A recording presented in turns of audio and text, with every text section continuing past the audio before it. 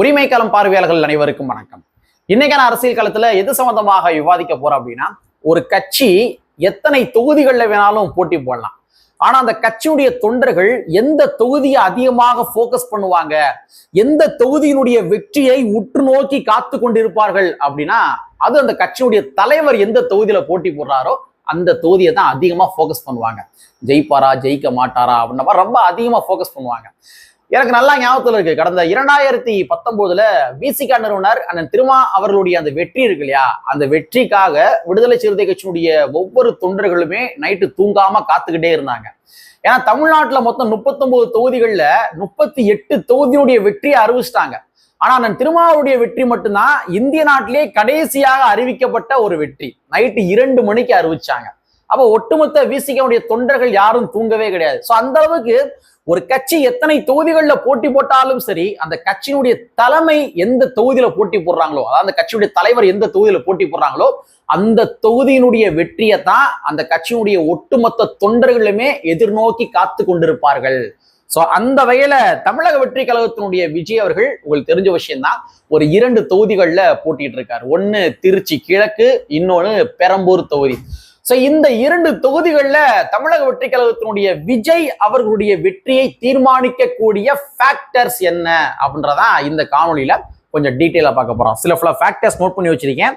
So இந்த factors மூலமாக விஜய் அவர்கள் வெற்றி பெறுவதற்கு பாசிபிலிட்டிஸ் இருக்குதா இல்லையா அப்படின்றத இந்த காணொலியில கொஞ்சம் டீட்டெயிலா பார்த்துக்கலாம். நண்பர்கள் அனைவருக்கும் இளப்பெரு பொழுதியின் இனிய வணக்கம்.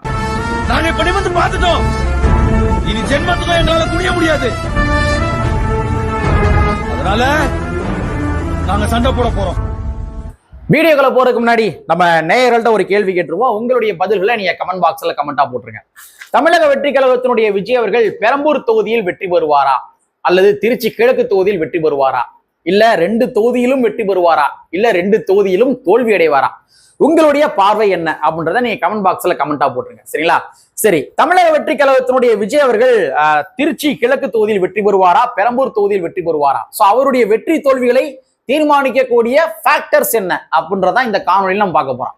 அதாவது விஜய் அவர்கள் வெற்றி பெற்றுவாருங்க, ஆகா ஓகன் வெற்றி பெற்றுவாருங்க அப்படின்னு நான் சொல்ல வரல. அதே மாதிரி விஜய் அவர்கள் தோத்து போயிருவாருங்க அப்படின்ற மாதிரி நான் சொல்ல வரல. இல்ல விஜய் அவருடைய வெற்றி இழுபறியா இருக்குங்க அப்படின்ற மாதிரி நான் சொல்ல வரல. விஜய் அவருடைய வெற்றி தோல்விகளை தீர்மானிக்கக்கூடிய ஃபேக்டர்ஸ் என்ன அப்படின்றதான் நம்ம இந்த காணொலியில பார்க்க போறோம். அதாவது ஒண்ணும் கிடையாதுங்க, இது இந்த 2 தொகுதிக்கு மட்டும் கிடையாது, ஒட்டுமொத்தமாவே தமிழ்நாட்டுக்குமே இந்த விதிகள் பொருந்தும். இப்ப நான் சொல்ல போற தரவுகள் பொருந்தும். அதாவது பொதுவாகவே இந்த வெற்றி தோல்விகளை தீர்மானிக்கக்கூடிய ஃபேக்டர்ஸ் அப்படின்னு சொல்லி சில ஃபேக்டர்ஸ் இருக்கிறாங்க. அந்த ஃபேக்டர்ஸை இந்த ஆளும் ஆண்ட கட்சியை சார்ந்தவர்கள் எவ்வாறு கையாண்டு இருக்கின்றார்கள் என்பதனை பொறுத்துதான் வெற்றி தோல்விகள் தீர்மானிக்கப்படுகின்றது. அப்ப அந்த ஃபேக்டர்ஸ் என்னென்ன அப்படின்றத நம்ம பார்த்துருவோம். முதல் ஃபேக்டர்ஸ் என்ன பார்த்தோம்னா, அரசு ஊழியர்கள். இந்த அரசு ஊழியர்கள பலதரப்பட்ட அரசு ஊழியர்கள் இருக்கிறாங்க. தற்காலிக அரசு ஊழியர்கள் இருக்கிறாங்க, நிரந்தரமான அரசு ஊழியர்கள் இருக்கிறாங்க. இந்த அரசு ஊழியர்களையே பார்த்தோம்னா தற்காலிக அரசு ஊழியர்கள்ல கௌரவ விரிவுரையாளர்கள் இருக்கிறாங்க.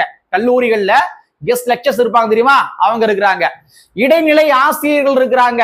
அதே மாதிரி இங்கிட்ட செவிலியர்கள் இருக்கிறாங்க. அப்புறம் இந்த சத்துணவு ஊழியர்கள் இருக்கிறாங்க, தூய்மை பணியாளர்கள் இருக்கிறாங்க.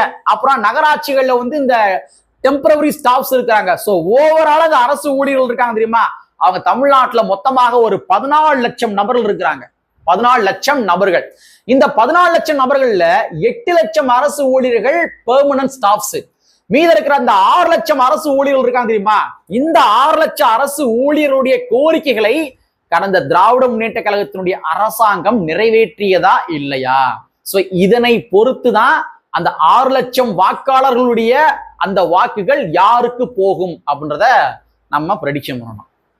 இப்ப ஒரு சின்ன லாஜிக்னு சொல்றேன். நீங்க உங்களுடைய வார்டு கவுன்சிலர் இருக்கா தெரியுமா, வார்டு கவுன்சிலர்கிட்ட போய் எங்க தெருவுல இந்த பஞ்சாயத்து இருக்குப்பா பண்ணி கொடுப்பா அப்படின்ற மாதிரி நீங்க ஒரு பெட்டிஷன் கொடுக்குறீங்க. உங்க வார்டு கவுன்சிலர் செஞ்சு தரல, அப்ப நீங்க என்ன பண்ணுவீங்க? அடுத்த வருஷம் என்ன பண்ணுவீங்க? அந்த வார்டு கவுன்சிலர் தூக்கி விட்டு வேற ஆளை கொண்டு வரணும்டா அப்படின்னு நினைப்பீங்களா? ஸோ அதே மாதிரி என்ன பண்ணுவீங்கன்னா அடுத்த வருஷம் வார்டு கவுன்சிலரை மாத்தி ஓட்டை குத்தி விட்டுருவீங்க, அடுத்த ஆள் வருவாரு. அப்ப அந்த அடுத்த ஆள்கிட்ட என்ன பண்ணுவீங்க, அதே கம்ப்ளைண்ட் கொண்டு போய் கொடுப்பீங்க. இங்க வாங்க, போன வட்டம் வந்து அந்த வார்டு கவுன்சிலர் எங்களுக்கு சரியா செஞ்சு தரல, அதனாலதான் அவர் தூக்கி விட்டு உங்களை வந்து நாங்க கொண்டு வந்திருக்கோம், நீங்களாச்சும் எங்களுடைய டிமாண்ட் நிறைவேற்றுங்க அப்படின்ற மாதிரி என்ன பண்ணுவோம்னா, எங்க ஏரியால ரொம்ப நாளாவே அந்த தண்ணி வர மாதிரி பார்த்து கொடுங்க அப்படின்னு சொல்லி கொடுப்பீங்க, பெட்டிஷன் கொடுப்பீங்க. அந்த வார்டு கவுன்சிலரும் சரியாக நிறைவேற்றலாம் வச்சுங்க, அடுத்து நீங்க எங்க போவீங்க, பழைய வார்டு கவுன்சிலருக்கு போவீங்களா? கிடையாது. இல்ல இந்த வார்டு கவுன்சிலர் செஞ்சு தரல இவர்கிட்ட போவீங்களா? கிடையாது. அடுத்து ஒரு புதியதாக இன்னொரு இயக்கத்தை தேர்ந்தெடுப்பீர்கள். கரெக்டா? அந்த மாதிரிதான் இங்க இருக்கிற அரசு ஊழியர்களையே டெம்பரவரியா இருக்கின்ற அரசு ஊழியர்கள் அன்னைக்கு எடப்பாடி பழனிசாமி அவர்கள்ட்ட எங்களை பணி நிரந்தரம் பண்ணுங்க அப்படின்ற மாதிரி கோரிக்கை முன்னாடி வச்சாங்க. எடப்பாடி பழனிசாமி அவர்கள் கிடப்பில் போட்டார். அதனாலதான் என்ன பண்ணாங்கன்னா, இங்க திராவிட முன்னேற்ற கழகத்தை தேர்ந்தெடுத்தார்கள். யாரு? அரசு ஊழியர்கள் என்று சொல்லப்படுகின்ற ஃபேக்டர்ஸ். அவங்க யாரை தேர்ந்தெடுத்தாங்க? திராவிட முன்னேற்ற கழகம் தேர்ந்தெடுத்தாங்க. திராவிட முன்னேற்ற கழகம் செய்தி கொடுக்கவில்லை, அதனால அவங்க அடுத்து யாரை தேர்ந்தெடுப்பாங்க? எடப்பாடி பழனிசாமிகிட்டே போவாங்களா? இல்ல மறுபடியும் பரவாயில்லைங்க, நீங்க எங்களுக்கு வந்து நீங்க இதை செய்தி கொடுக்கவில்லை என்றாலும் கூட நாங்க உங்களையே நாங்க தேர்ந்தெடுக்கிறோம் அப்படின்னா திராவிட முன்னேற்ற கழகத்தையும் மறுபடியும் தேர்ந்தெடுப்பாங்களா? இல்ல அடுத்த ஆப்ஷனை நோக்கி நகருவாங்களா? இதை உங்களுடைய விவாதத்துக்கே நான் விட்டுறேன். அந்த அரசு ஊழியருடைய வாக்குகள் யாருக்கு போகும் அப்படின்றத உங்களுடைய விவாதத்துக்கே விட்டுறேன். நான் சொன்ன மாதிரி அரசு ஊழியர்கள் மொத்தமாக 6 லட்சம் நபர்கள் இருக்காங்க. டெம்பரரி ஸ்டாஃப்ஸ், கோரிக்கைகள் நிறைவேற்றி தரப்படாத ஸ்டாஃப்ஸ். அந்த 6 லட்சத்தை நீங்க வந்து 3ஆ டிவைட் பண்ணீங்க, 3ஆ வந்து மல்டிப்ளிகேஷன் பண்ணிக்கங்க. ஏன்னா அவங்க வீட்லயும் வாக்குகள் இருக்கும். அப்ப அந்த வாக்குகள் எங்க போகுது?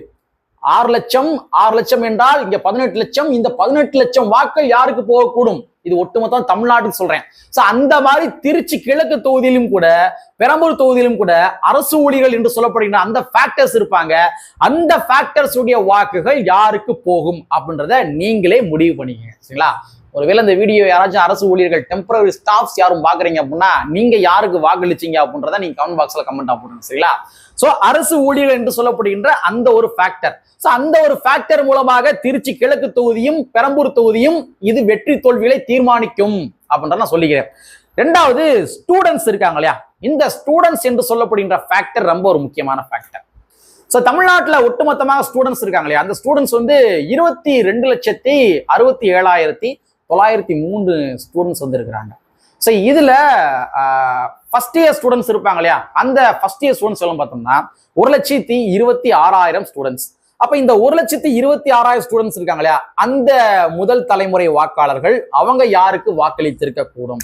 அதே வேளை இந்த திருச்சி கிழக்கு தொகுதியிலும் கூட இருக்கின்ற அந்த முதல் தலைமுறை வாக்காளர்கள் யாருக்கு வாக்களித்திருக்க கூடும் அப்படின்றத நீங்களே அசியூம் பண்ணி இந்த 2 தொகுதியில விஜய் அவர்கள் வெற்றி பெறுவாரா தோப்பாரா அப்படின்றத நீங்களே கமெண்ட் பாக்ஸ்ல கமெண்டா போடுங்க. சரிங்களா? சோ வந்து அப்ப அரசு ஊழியர்கள் என்று சொல்லப்படுகின்ற ஃபேக்டரு, அடுத்து ஸ்டூடெண்ட்ஸ் என்று சொல்லப்படுகின்ற ஃபேக்டரு, அடுத்து மைனாரிட்டிஸ். இந்த வாக்குகள் மிக மிக முக்கியமான வாக்குகள், மைனாரிட்டிஸ். இப்ப நீங்க எடுத்துங்களேன், திருச்சி கிழக்குல வந்து கிறிஸ்தவ மக்களுடைய வாக்குகள் மிக அதிகம். நீங்க கொஞ்சம் திங்க் பண்ணி பாருங்க. கரெக்டா கிறிஸ்துமஸ் பெருவிழா அன்னைக்கு விஜய் அவர்கள் ஒரு ஃபங்க்ஷன் வந்து பண்றாரு. அப்ப அந்த ஃபங்க்ஷனுக்கு ஒரு ஃபாதர், பெரிய, நமக்கு அந்த இதெல்லாம் செக்டார்லாம் தெரியாது, பேராயர் என்னென்னமோ சொல்லுவாங்க, அது தெரியாது. ஆனா ஒரு பெரிய ஃபாதர் வராரு. அந்த ஃபாதர் என்ன சொல்றாரு, மைக்ல என்ன பேசுறாரு அப்படின்னா, அவர் சொல்றாரு, நாங்க பல ஆண்டு காலமாகவே நாங்க கிறிஸ்தவர்களுக்கு என்று புதைப்பதற்கு கல்லறை கேட்டுக்கொண்டிருக்கின்றோம். இந்த அரசாங்கத்திடம் கிறிஸ்தவர்களுக்கு புதைப்பதற்கென்று கல்லறைகள் நீண்ட நெடிய நாட்களாக கேட்டுக்கொண்டிருக்கின்றோம். ஆனால் இந்த 2 கட்சிகளும் எங்களுக்கு நிறைவேற்றி தரவில்லை அப்படின்ற மாதிரி ஒரு குற்றச்சாட்டை முன்னாடி வைக்கிறாரு. யாரு? இங்க சிறுபான்மை மக்களாக இருந்து கொண்டிருக்கின்ற கிறிஸ்தவ சமுதாயத்தை சார்ந்தவர்கள். அப்ப இந்த டிமாண்டை விஜய் அவர்கள் நிறைவேற்றி தருவார் என்று எதிர்பார்க்கின்றோம் அப்படின்ற மாதிரி அந்த நிகழ்ச்சியில அந்த ஃபாதர் வந்து பேசுறாரு. அப்ப இது வந்து ஒரு டிசைடிங் ஃபேக்டரா இருக்குது. இங்க மைனாரிட்டிஸுடைய வாக்குகள்லயே கிறிஸ்தவ மக்களுடைய வாக்குகள் ஒரு டிசைடிங் ஃபேக்டரஸா வந்து இருக்குது. அப்ப இந்த ஃபேக்டரும் கூட இந்த திருச்சி கிழக்கு தொகுதியிலும் பெரம்பூர் தொகுதியிலும் வெற்றி தோல்விகளை தீர்மானிக்கக்கூடிய ஃபேக்டர்ஸாக இருக்கும். அப்ப இந்த மொத்தமாக ஒரு 3 ஃபேக்டர்ஸ், நிறைய ஃபேக்டர்ஸ் இருக்கு. இங்க மீனவர் ஃபேக்டர்ஸ் இருக்கிறாங்க, அப்புறம் நிறைய செக்டார்ஸ் பீப்புள்ஸ் இருக்கிறாங்க. ஸோ அவங்களாம் அந்த மீனவர்கள்னா இந்த இந்த இந்த தொகுதிக்குள்ள வருவாங்களா அப்படின்றது அது ஒரு மைக்ரோ லெவலில் தான் இருக்கிறாங்க. பட் இருந்தாலும் இந்த நான் சொன்ன இந்த 3 ஃபேக்டர்ஸ் இருக்காங்களே, அரசு ஊழியர்களே வந்து டெம்பரரி ஸ்டாஃப்ஸ், அப்புறம் வந்து பெர்மனன்ட் ஸ்டாஃப்ஸ், டெம்பரரி ஸ்டாஃப்ஸ்லேயே வந்து நகராட்சியில் வேலை பார்க்குறவங்க, டெம்பரரியாக பார்க்குறவங்க, அப்புறம் மாநகராட்சியில் டெம்பரரி வேலை பார்க்குறவங்க, செவிலியர்கள், லொட்டு லொசுகு, அது இது, இடைநிலை ஆசிரியர்கள், சத்துணவு ஊழியர்கள், நிறைய ஃபேக்டர்ஸ் இருக்கிறாங்க. இந்த ஃபேக்டர்ஸினுடைய டிமாண்டுகள் எதுவுமே கடந்த ஆட்சியில் நிறைவேற்றி தரப்படவில்லை. அப்ப இந்த ஃபேக்டர் தீர்மானிக்கக்கூடிய ஃபேக்டரா இருக்கு. இது அரசு ஊழியர்கள், அடுத்து ஸ்டூடெண்ட்ஸ் ஃபேக்டர், அடுத்து மைனாரிட்டிஸ் உடைய வாக்கு. ஸோ இந்த 3 ஃபேக்டருமே திருச்சி கிழக்கையும் பெரம்பூர் தொகுதியும் வெற்றி தோல்வியை தீர்மானிக்கக்கூடிய ஃபேக்டர்ஸாக இருந்து கொண்டிருக்கின்றது. ஸோ நீங்களே டிசைட் பண்ணிக்கங்க, இந்த 2 தொகுதியில தமிழக வெற்றி கழகத்தினுடைய விஜய் அவர்கள் வெற்றி பெறுவாரா இல்ல தோல்வி அடைவாரா? திராவிட முன்னேற்ற கழகம் வெற்றி பெறுமா இல்ல தோல்வி அடையுமா? இல்ல அண்ணா திராவிட முன்னேற்ற கழகம் வெற்றி அடையுமா தோல்வி அடையுமா அப்படின்றத நீங்களே ஒரு முடிவுக்கு வந்து கீழே கமெண்ட் பாக்ஸ்ல கமெண்டா போட்டு கொஞ்சம் வீடியோக்களை ஊக்கப்படுத்துங்க, சரிங்களா? ஸோ எதுவாக இருந்தாலும் சரி, வருகின்ற தேர்தல் வாக்குகள் எண்ணுகின்ற அந்த நாள் என்று பொறுத்திருந்து பார்ப்போம் என்பதை கூறிக்கொண்டு, கற்பி ஒன்று புரட்சி செய்ய புரட்சியாளர் அம்பேத்கருடைய வரியை கூறிக்கொண்டு நிறைவு செய்கின்றேன். நன்றி, வணக்கம்.